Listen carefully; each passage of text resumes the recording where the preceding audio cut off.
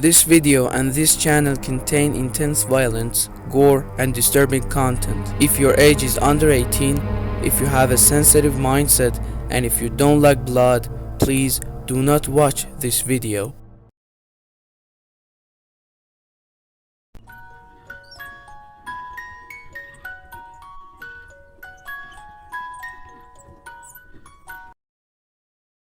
Get in! Julie and her family got in the car, and the killer raised his hand and showed his watch as a threat. Julie and her family was scared a lot. Don't be surprised. That creature is the killer. Gwen said this. But how did she know? The killer? You mean Death 10?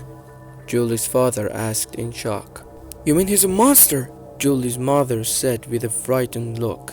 Gwen quickly turned the wheel and entered the main street. Not exactly a monster, she replied.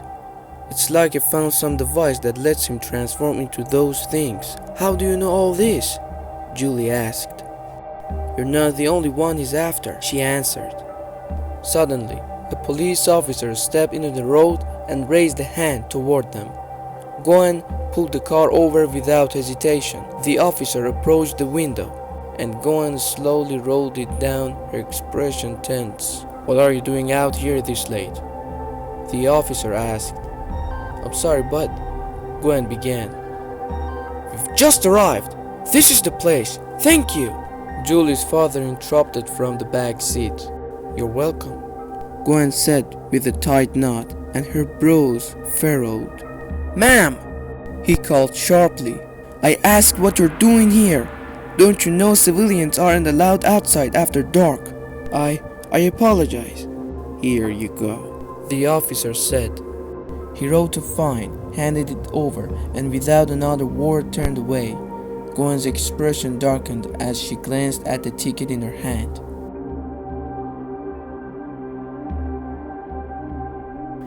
Morning came. Sunlight rose from behind the buildings and lit up the entire city. Everyone was awake, sitting at the table waiting for Julie's aunt to bring breakfast. The doorbell rang. Julie's father stood up and walked to the door. Yes? When he opened it, two people were standing there, one in a navy shirt and the other in a police uniform. The officer cut straight to the point. Last night you were leaving your house, right? Yeah. All our stuff was left in that car on the street. You're under arrest. You need to come with. The man in the navy shirt cut him off. I apologize, he said. You're not under arrest and you don't have to come with us. He extended his hand. I'm Detective Smith, he continued. We're just here to ask a few questions. Of course, please come in. We won't come in, please. The detective grabbed his arm. Take it easy, the detective said. The officer ignored him and stepped away. You made a call and reported that you saw the killer, right? Not me. My daughter called. Can we speak with her? Sure, just a moment. He walked over to Julie. Julie, the police want to talk to you. Without a word, she slowly approached the door. How can I help you? She said with a quiet and a scared voice. The detective pulled out a notebook and a pencil and began his questions. You reported seeing the killer's face. Can you describe him to help us? Or perhaps come with us too? No, I'm more comfortable doing it here. She thought for a few seconds and continued. His eyes were black and he had long black hair. His face looked human mostly. I don't remember it clearly, but his clothes were weird. A black, old torn coat like it hadn't been washed in a year. On both hands, he wore white gloves with blood stains. On his left glove, the number 10 was written in blood. If you see his face again, will you recognize him? 100%. But I don't know if you believe me. The killer can transform into alien monsters and change his appearance. The detective put his notebook away, smirking dismissively. We only needed a physical description for now. We might come back later with more questions. Thanks. You're welcome. Julie closed the door The detective and the officer walked back to their car, parked meters away among the trees. "I don't know why," the detective said with disgust, "but I really hate that girl and her nonsense.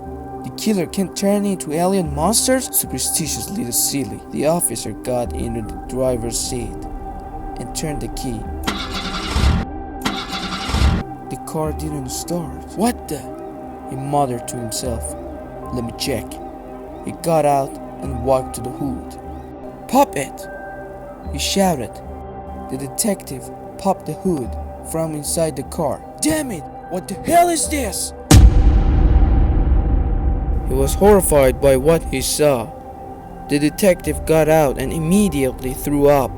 It was horrifying. A completely mangled corpse was stuck inside the engine. It was a man, but his body was so destroyed that his face was unrecognizable. His limbs were crushed, his eyes bulging out of his crushed skull, and his tongue was shredded in the engine's belts. Blood was still spurting out. "Close it! Close it!" the detective cried. "You've seen plenty of crime scenes. How is this one making you puke?" The officer said. He let the hood slam shut. Suddenly, they heard a noise, a rustling from behind the bushes near the trees. Along with it, the sound of an animal. Both of them focused their ears. "What's that sound?" the detective asked. "Sounds like a monkey,"